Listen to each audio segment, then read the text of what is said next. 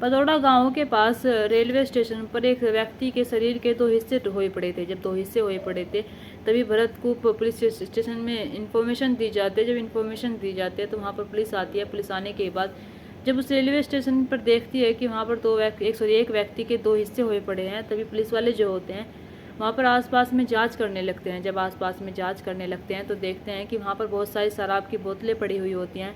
जब शराब की बोतलें पड़ी होती हैं तो सारे सबूत जुटाती है। वहाँ से सबूत जुटाने के बाद वे पता करने की कोशिश करती है कि आखिरकार ये व्यक्ति है तो है कौन। तभी पुलिस वाले जो होते हैं उसे पोस्टमार्टम के लिए भेज देते हैं। पोस्टमार्टम के लिए भेज देने के बाद उस शव को, डेड बॉडी को ऐसे रखा गया था कि उसे एक एक्सीडेंट का नाम दे दिया जाए, लेकिन एक्सीडेंट ये होता ही नहीं है। एक्सीडेंट होता तो वहाँ पर शराब की बोतलें ना पड़ी होती और वहाँ पर पुलिस वालों को इतने सारे सबूत ना मिलते हैं। अब पुलिस वालों के लिए सबसे ज़्यादा ज़रूरी होता है कि व्यक्ति है तो है कौन। जल्दी उन्हें पता चल जाता है उस व्यक्ति के बारे में। जब उन्हें पता चल जाता है तो उसके पिता को बुलाया जाता है। जब उसका पिता आता है और आने के बाद उसकी पत्नी जो होती है वो भी आती है, तो ये दोनों जो होते हैं फूट फूट कर रोने लगते हैं। जब फूट फूट कर रोने लगते हैं तभी इसके पुलिस वाले जो होते हैं उनसे पूछते हैं कि इसके साथ ऐसा किसने किया और क्या वाकई में इसने सुसाइड किया है, तुम्हें क्या लगता है, ये कितने दिन से गायब था, कितने दिन से नहीं गायब था। जब सवालों की बारिश उन पर होने लगती है तब कहीं जाकर उसके पिता जो होते हैं वे टूट जाते हैं और कहते हैं कि हमें नहीं पता हमारे बेटे के साथ ये सब कैसे हुआ, हमारे बेटे के साथ ये सब किसने किया। तभी उसके पिता जो होते हैं फिर कहते हैं कि हमारे बेटे के साथ ऐसा करने वाला कोई और नहीं हो सकता है। हमारे बेटे के साथ अगर ऐसा किसी ने किया होगा तो सिर्फ उसकी पत्नी ने किया होगा, फिर उसके प्रेमी ने किया होगा। जब पुलिस वाले उसके पिता की ये बात सुनते हैं तो पुलिस वालों को यकीन नहीं होता कि खुद उसका पिता अपनी बहू के बारे में ऐसी बातें कर रहा है, उस बहू के बारे में जो बहू फूट फूट कर रो रही है, जो बहू अपना सीना पीट पीट कर रो रही है और कह रही है कि तुम कहाँ पर चले गए। लेकिन एक पिता ऐसा क्यों कह रहा है और क्या वाकई में उसकी पत्नी और उसके प्रेमी ने उसके साथ ऐसा किया था? क्या पिता का ही इसमें कोई रोल होता है? आखिरकार क्या होता है इस घटना में, क्या नहीं होता है, ये जानते हैं हम इस कहानी के माध्यम से। और इस व्यक्ति के साथ ऐसा करने वाला कौन निकलता है। नमस्कार, आदाब, सत श्री अकाल, हर हर महादेव। मेरा नाम रूपा है और आज की घटना उत्तर प्रदेश का एक थाना लगता है बांदा और वहीं के एक भिसंडा के रहने वाला जिसका नाम होता है राम रतन। राम रतन जो होता है वो जड़ी बूटियों का काम करता था, यानी कि जड़ी बूटियाँ बनाया करता था। जड़ी बूटियाँ बनाने के बाद वो लोगों का इलाज किया करता था। लेकिन उसका एक बेटा होता है जिसका नाम रामकृष्णा होता है। रामकृष्णा जो होता है वो धीरे धीरे जो उसके पिता का कारोबार होता है, यानी कि पिता जो होते हैं जब जड़ी बूटियाँ बनाया करते थे उन्हें देखा करता था। और जड़ी बूटियों का जो काम होता है राम रतन जो होता है अपने बेटे रामकृष्ण को भी सिखा देता है। रामकृष्ण को जब काम सिखा देता है तभी रामकृष्ण जो होता है इस काम में धीरे धीरे उतरने लगता है। तभी राम रतन जो होते हैं अपने बेटे के लिए एक लड़की ढूंढ कर लेकर आते हैं। लड़की जो होती है वो चित्रकूट की रहने वाली होती है जिसका नाम सुहाना होता है। सुहाना जो होती है वो ज़्यादा पढ़ी लिखी तो नहीं होती है, लेकिन वो एक शहर की रहने वाली लड़की होती है। शहर में से वो एक गाँव में आई हुई थी। जब एक गाँव में आई हुई थी तभी रामकृष्ण जो होता है वो तो पहले उससे बहुत अच्छे से रखता है, उससे बहुत प्यार करता है। रामकृष्ण की अरेंज मैरिज भले ही हुई थी लेकिन अच्छे से रखता है। इनके 3 बच्चे भी हो जाते हैं धीरे धीरे करके। जब 3 बच्चे हो जाते हैं, 3 बच्चों में से इनके 2 बच्चे जो होते हैं बाहर रह रहे थे, कई साल बीत जाते हैं शादी के, और एक बच्चा जो होता है इनके पास रह रहा था। अब ऐसे ही जब ये तीनों जो होते हैं, जैसे 4 जो होते हैं घर में रह रहे थे, 4 सदस्य जब घर में रह रहे थे तभी सुहाना जो होती है जो सोच कर आई थी वो उसके साथ नहीं हो रहा था। यानी कि सुहाना जो होती है एक शहर की लड़की होती है, वो सोच रही थी कि मैं जब अपने ससुराल जाऊंगी मैं अपने सपनों को पूरा करूंगी और मैं अपने ससुराल जाकर अपनी मर्जी चलाऊंगी। लेकिन ऐसा कुछ नहीं होता है। जब अपने ससुराल में आते तो ससुराल में आकर उस ससुराल के लोगों की तरह ढलना पड़ता है। जैसे ससुराल में रखा जाता है ऐसे उसे रहना पड़ता है। लेकिन रामकृष्ण जो होता है वो पहले तो जड़ी बूटियों बेका करता था, जड़ी बूटियों से लोगों के वैद्य का काम करता था और वैद्य का लोगों का इलाज किया करता था। लोगों का इलाज करने के बाद वो कभी कभी पीकर भी आया करता था। अगर जब पीकर आया करता था तभी उसकी पत्नी जो होती है वो उससे खुश नहीं हो पाती। वो कहती है कि तुम ये क्या करते हो, तुम दिन में पूरे दिन लोगों को इलाज करते हो, पूरे दिन लोगों का इलाज करने के बाद रात में पीकर आ जाते हो, पीकर आने के बाद तुम पड़ जाते हो, ये कब तक चलेगा। उसकी पत्नी जो होती है सुहाना वो खुश नहीं रहती है उसके साथ, यानी कि उसकी खुशियाँ जो होती है कहीं ना कहीं मर जाती है।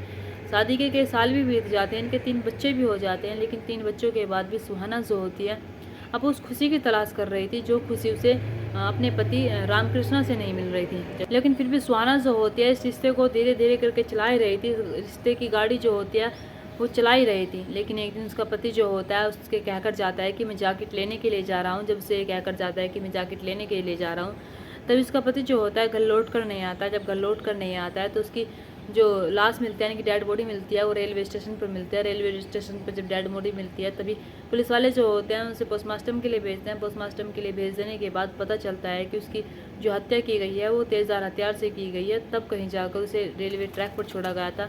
अब पुलिस वाले जो होते हैं जब उसके घर वालों से बात करते हैं तब उसके पिता जो होते हैं रामकृष्णा के राम रतन, वे बताते हैं कि ये सब किसी और ने नहीं किया, उनकी बहू सुहाना और उसके प्रेमी ने मिलकर किया है। अब जब ये सारी बातें सुहाना पर आ जाती है तो सुहाना जो होती है उसे गिरफ्तार किया जाता है, उसे हिरासत में लिया जाता है और उससे पूछताछ की जाती है। तो सुहाना जो होती है वो कहती है कि मैंने ऐसा कुछ नहीं किया साहब, और ना ही मैंने अपने पति को मारा है, और मेरे पता नहीं मेरे ससुर ने ऐसा क्यों कहा है। मेरी शादी को इतने साल हो चुके हैं और हमारे 3 बच्चे भी हैं और बच्चे भी जो हैं बड़े बड़े हो चुके हैं, तो मैं ऐसा करूँगी तो करूँगी ही क्यों। लेकिन इधर पुलिस वाले जो होते हैं वे इसकी जानकारी निकालने के लिए इसकी कॉल डिटेल निकालते हैं। कॉल डिटेल निकालने के बाद जब पता चलता है कि देर रात तक भी यानी कि इसका जब फ़ोन लेते हैं तो पता चलता है कि जिस दिन उसके पति की मृत्यु हुई थी यानी कि जिस वक्त हुई थी उस वक्त उसकी पत्नी जो होती है अपने प्रेमी से वीडियो कॉल कर रही थी। तो पुलिस वालों को थोड़ा सा भी समय नहीं लगता अब ये जानने में कि इसका प्रेमी कौन है। तभी उसके प्रेमी को उठाया जाता है जिसका नाम विनोद होता है।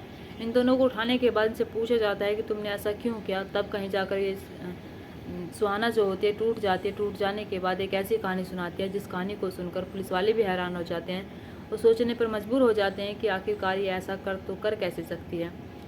वो बताती है कि मेरी शादी को कुछ साल हुए थे, कुछ साल बाद हमारे बच्चे हो जाते हैं। बच्चे हो जाने के बाद मेरा पति जो होता है दिन भर लोगों का इलाज किया करता था, लेकिन रात में पी कर आया करता था। वो मुझे वो खुशी नहीं दे पा रहा था जो उसे देनी चाहिए थी। वो भूल चुका था कि उसकी एक पत्नी भी है, वो भूल चुका था कि उसे उसकी भी कुछ ज़रूरतें हैं। मैं उससे बार बार कहा करती थी लेकिन वो बार बार मेरी बातों का अनदेखा किया करता था और बार बार मुझसे पी कर वो बहस किया करता था। कभी कभी हमारे बीच लड़ाई झगड़े भी हो जाया करते थे। मैं एक ऐसी लड़की थी जो मैं अपने सपनों को पूरा करना चाहती थी। मैं अपने ससुराल में रहकर अपनी सारी ख्वाहिशें पूरा करना चाहती थी, लेकिन यहाँ पर आकर मेरी सारी ख्वाहिशें मर जाती हैं, मेरे सारे सपने टूट जाते हैं। अब हम दोनों जो होते हैं गाड़ी चला ही रहे थे यानी कि आराम से रह ही रहे थे, तभी जो विनोद होता है यानी कि अपने रिश्तेदारों में आया हुआ था। जब रिश्तेदारों में आया हुआ था तभी विनोद पर उसकी नज़र जाती है।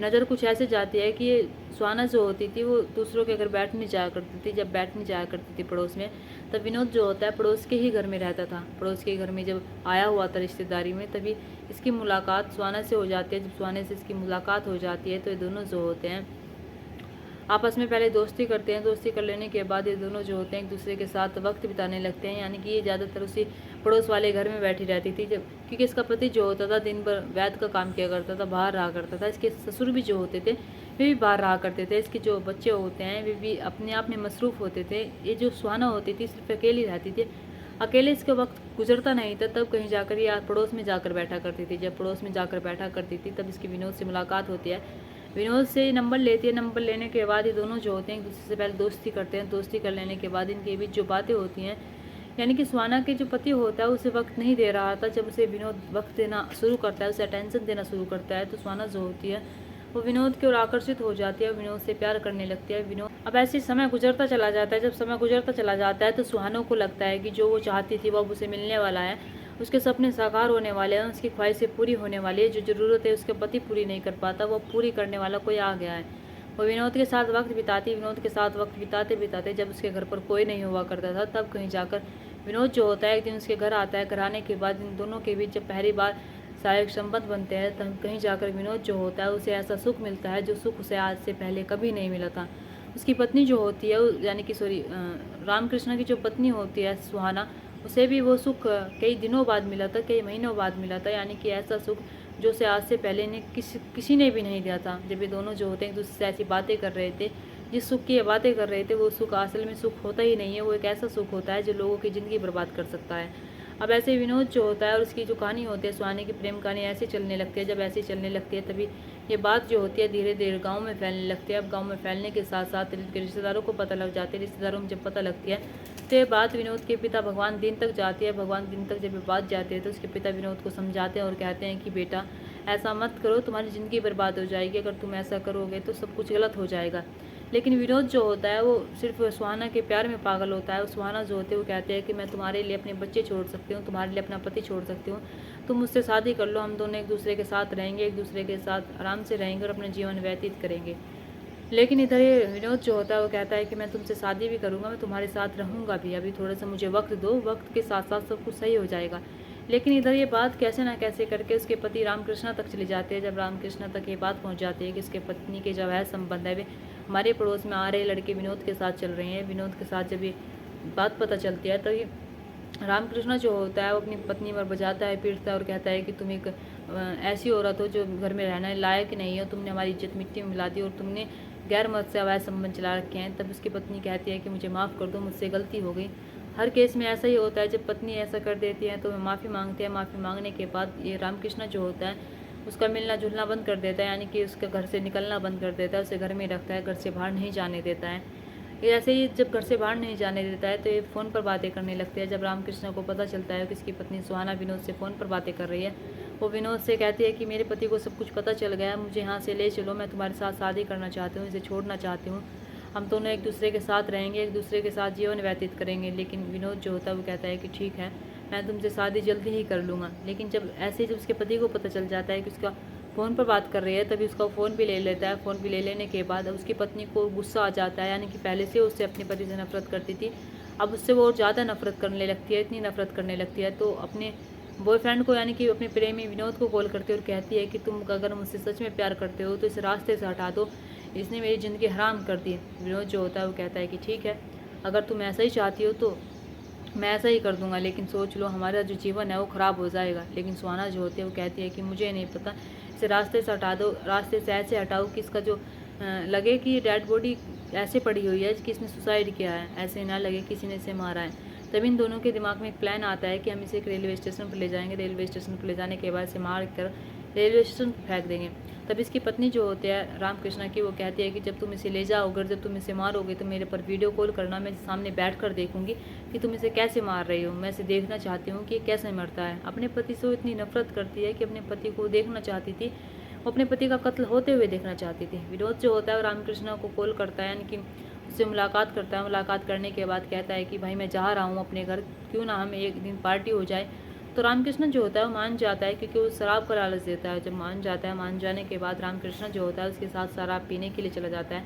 जब शराब पीने के लिए चला जाता है तो शराब पीने के लिए रेलवे स्टेशन के ट्रैक की ओर जाते हैं। जब ट्रैक की ओर जाते हैं तो ये दोनों जो होते हैं पहले तो शराब पीते हैं और रामकृष्ण को इतनी शराब पिलाता है विनोद, बहुत शराब पिलाता है। शराब पिलाने के बाद जब वो नशे में बिल्कुल धूत हो जाता है तब कहीं जा विनोद जो होता है तेजदार हथियार भी लेकर आया था, लेकिन पहले उसके सिर पर वो जोरदार पत्थर मारता है। पत्थर मारने के बाद वो थोड़ी बहुत जो तेजदार हथियार होता है उससे नोक-झोंक करता है। नोक-झोंक करने के बाद उसके पत्थर से जब सर फोड़ देता है, सर फोड़ने के बाद उसका गला भी काट देता है। गला काट देने के बाद अब यो रेलवे ट्रैक पर उसकी लाश को रख देता है। जाकर रख देने के बाद वो सोचने लगता है कि पुलिस वालों को लगेगा कि ये सिर्फ एक एक्सीडेंट है, जिसने सुसाइड किया है, पुलिस वाले कुछ पहचान नहीं पाएंगे। रेल जब आएगी इसके ऊपर चढ़ेगी तो रेल जो इसका जो शरीर है उसके टुकड़े टुकड़े कर देगी। अब पुलिस वाले जब उसकी कहानी सुनते हैं विनोद की, तो सुहाना की जब ये बात सुनते हैं कि सुहाना सिर्फ अपने पति से नफरत करती थी, उसका पति से वो सुख नहीं दे पा रहा था, वो जो सुख मिलता है और विनोद को उससे वो सुख मिलता है जो आज से पहले से कभी सुख नहीं मिला था।